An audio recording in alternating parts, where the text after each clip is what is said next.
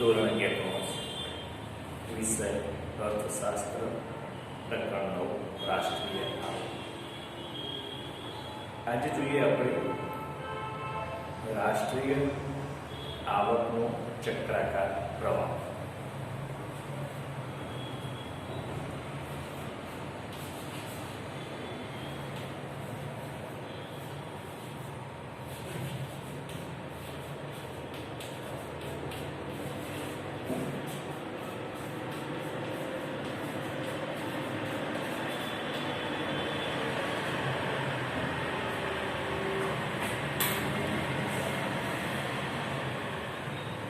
રાષ્ટ્રીય આવક અને રાષ્ટ્રીય પેદાશ.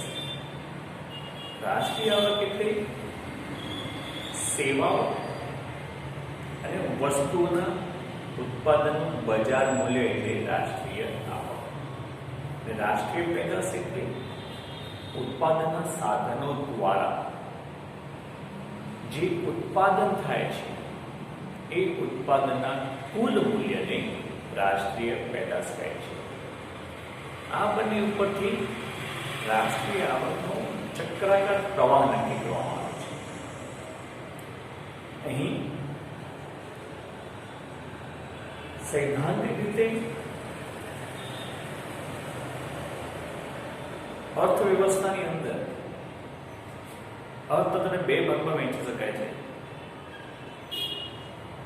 એક અલિપ્ત અર્થતંત્ર અને બીજું ખુલ્લું અર્થતંત્ર.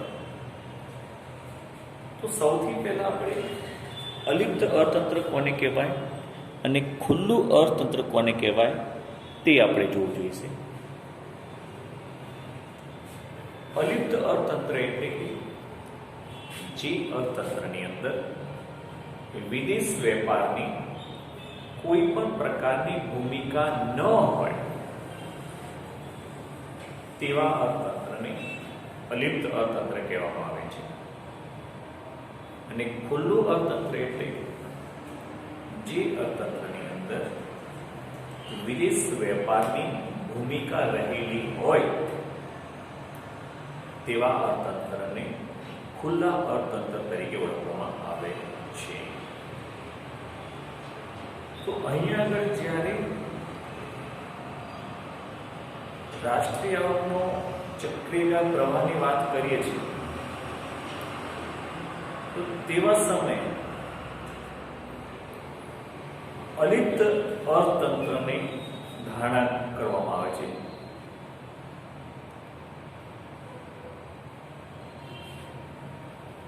કે અહીં આવા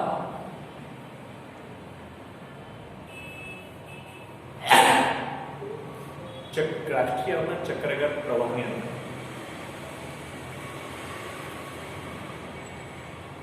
સમજવું હોય આપણે તો એને બે ભાગમાં વહેંચવામાં આવે છે. કે એક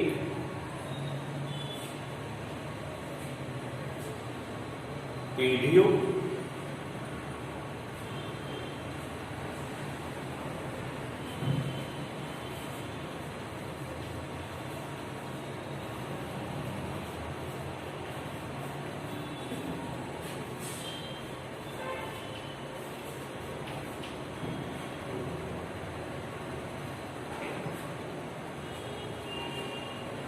અહીંયા આગળ અર્થતંત્ર બે ભાગમાં વહેંચી દઈએ છીએ. એક બાજુ છે ઉત્પાદન એકમો.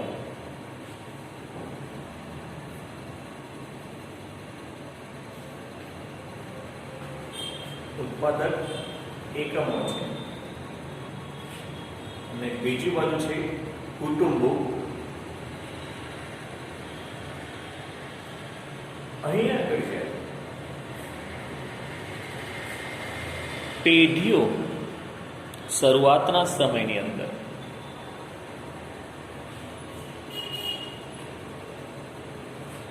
પેઢીઓ ઉત્પાદન પ્રક્રિયા માટે જમીન, મૂડી, શ્રમ આ બધી વસ્તુ કુટુંબો પાસેથી ખરીદે છે. સૌ પ્રથમ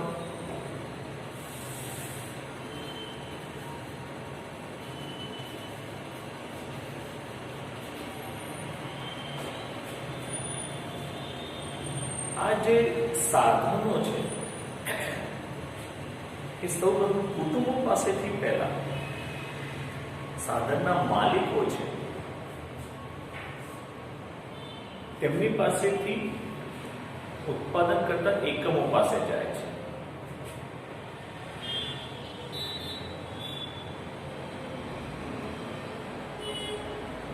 અને એના દ્વારા આ બધી ઉત્પાદન એકમો આ સાધનો મેળવીને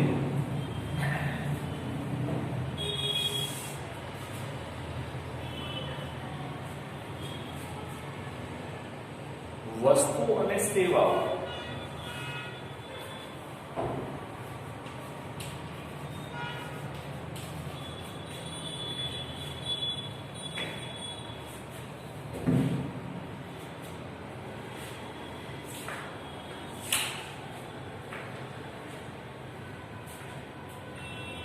આ પહેલો તબક્કો છે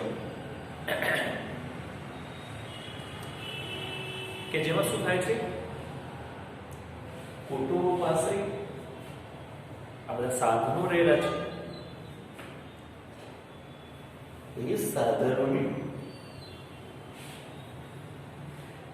એકમો પેઢીઓ તેને ખરીદે છે. તે પ્રથમ ચૂકવણી એમની પાસે જાય છે. એટલે કે એકમો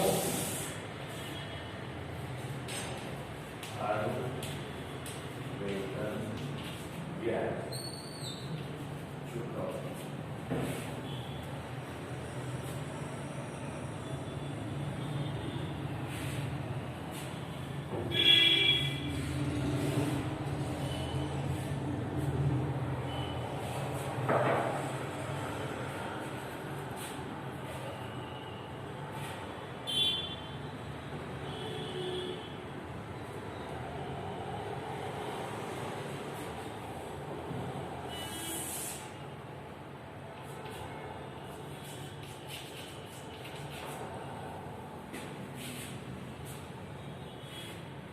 એટલે અહીંયા કે શું બને છે,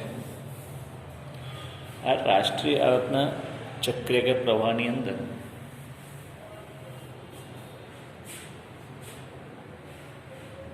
નાણાંનો ચક્ર ચાલુ રહેતું હોય છે. પહેલા તબક્કાની અંદર એકમો જે છે, પેઢીઓ છે, એ સાધનના માલિકો પાસેથી ઉત્પાદનના સાધનો ખરીદે, જમીન, મૂડી, શ્રમ. તો આ બધું ખરીદતી વખતે તેને વળતરના સ્વરૂપમાં ભાડું, વેતન અને વ્યાજ ચૂકવે છે. એક તબક્કો થયો પહેલી ચૂકવણીનો. હવે એકમો છે, એ એકમો આ બધું ખરીદ્યા પછી ચીજવસ્તુ અને સેવાઓનું ઉત્પાદન કરે છે. પણ આ ચીજવસ્તુ અને સેવાનું જે ઉત્પાદન થાય છે એ પેઢીઓ પોતે તો બધું વાપરતી નથી. એટલે આ બધી ચીજવસ્તુ અને સેવાઓ વસ્તુ એ કુટુંબો વાપરે છે. પોતાની જરૂરિયાત પૂરી કરવા માટે એ વસ્તુ એકમો પાસેથી ખરીદે છે. એટલે પાછી તેમણે એ જરૂરિયાત પૂરી કરવા માટે વસ્તુઓ અને સેવાઓ ખરીદવા માટે તેને એમણે નાણું ચૂકવવું પડે છે. ફરી પાછું આ નાણું પેઢીઓ પાસે જાય છે. આવી રીતે પેઢીઓનું ઉત્પાદન અને કુટુંબોની જરૂરિયાત એ પ્રવાહ હંમેશા ચાલ્યા જ કરતો હોય છે.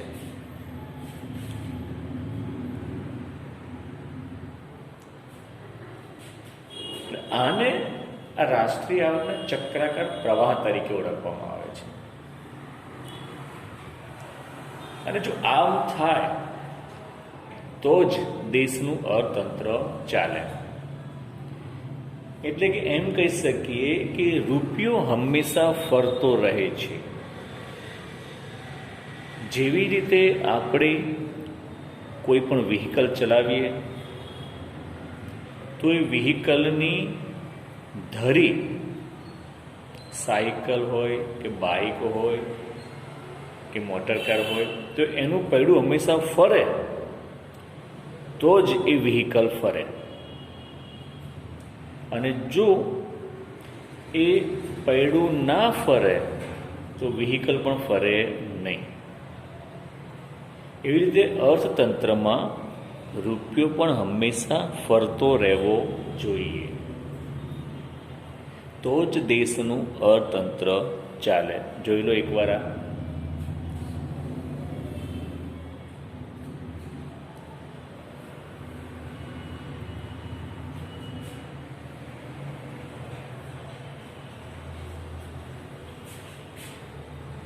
ફરી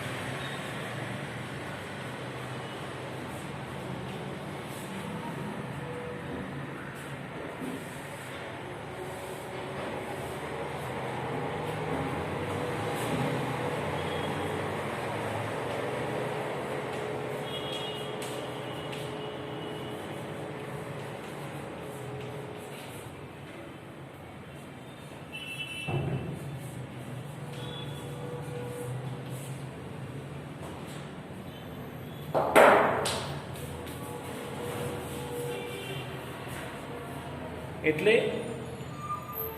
આવી રીતે અર્થતંત્રની અંદર જો અર્થતંત્ર ચલાવવું હોય તો આ ચક્ર ચાલે તો જ અર્થતંત્ર ચાલે.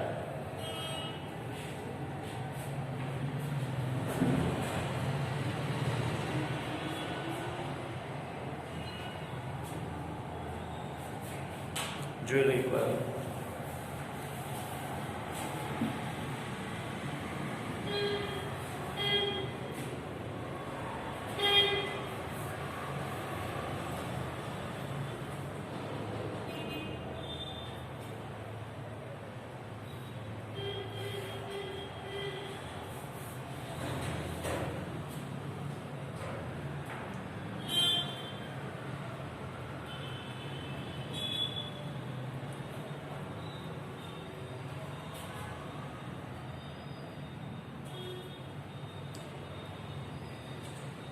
આવી રીતે રાષ્ટ્રીય આવકનો ચક્રાકાર પ્રવાહ હંમેશા ચાલ્યા કરતો હોય છે.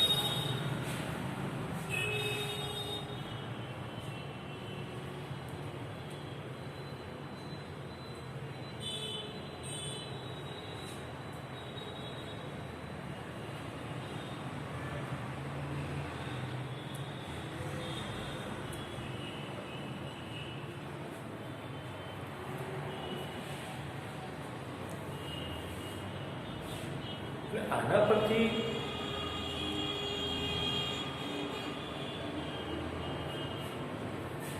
એક ખ્યાલ આપણે કે આવું ક્યારે બને.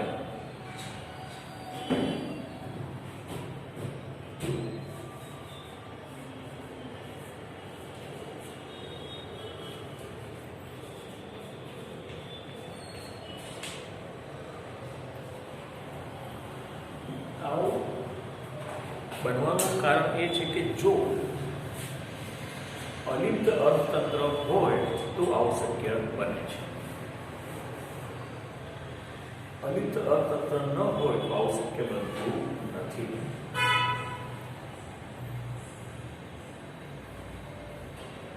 એટલે ખાસ પરંતુ ખરેખર વાસ્તવમાં જોવા જઈએ તો અલિપ્ત અર્થતંત્ર એ સૈદ્ધાંતિક શક્ય બને છે, તો પ્રાયોગિક રીતે શક્ય બનતું નથી. કારણ કોઈ પણ દેશમાં જેટલી વસ્તુનું ઉત્પાદન થતું હોય એટલી તેની જરૂરિયાત હોય એવું બની શકતું નથી. કેટલીક વાર એવું પણ બને ઉત્પાદન ઓછું હોય, કેટલીક વાર ઉત્પાદન વધારે પણ હોય. તો આ બંને સંજોગોની અંદર કોઈ પણ દેશ માટે અલિપ્ત અર્થતંત્ર એક આર્થિક વિકાસ માટેની પ્રક્રિયા સીમિત કરી દે છે.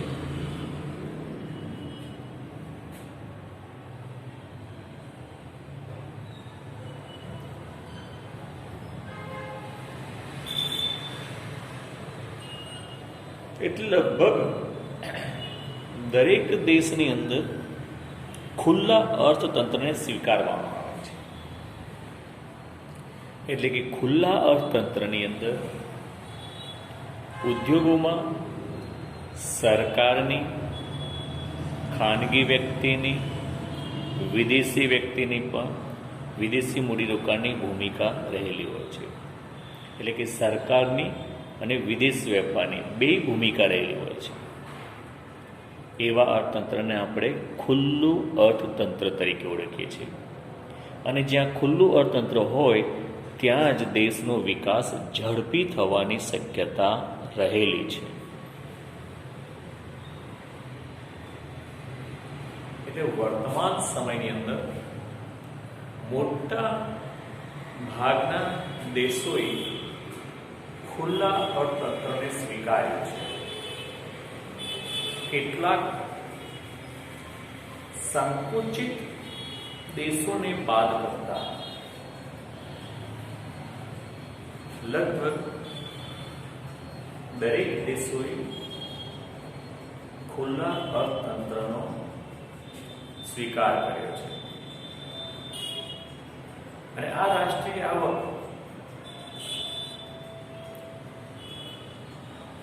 માપવા માટેની પણ 3 પદ્ધતિ કરવામાં આવે છે. કે અહીં એક બાજુ ઉત્પાદન થાય છે, એકમો ઉત્પાદન કરે છે, બીજી બાજુ કુટુંબો આવક કરે છે અને ખર્ચ પણ કરે છે. બંને જગ્યાએ જોઈએ તો રાષ્ટ્રીય આવક 3 પ્રકારમાં આપી શકાય: ઉત્પાદન દ્વારા, આવક દ્વારા અને ખર્ચ દ્વારા.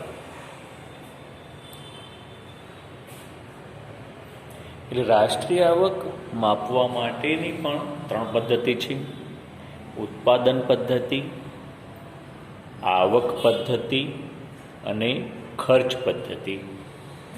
તે હવે પછી જોઈશું. આજે આપણે આટલું રાખીએ છીએ.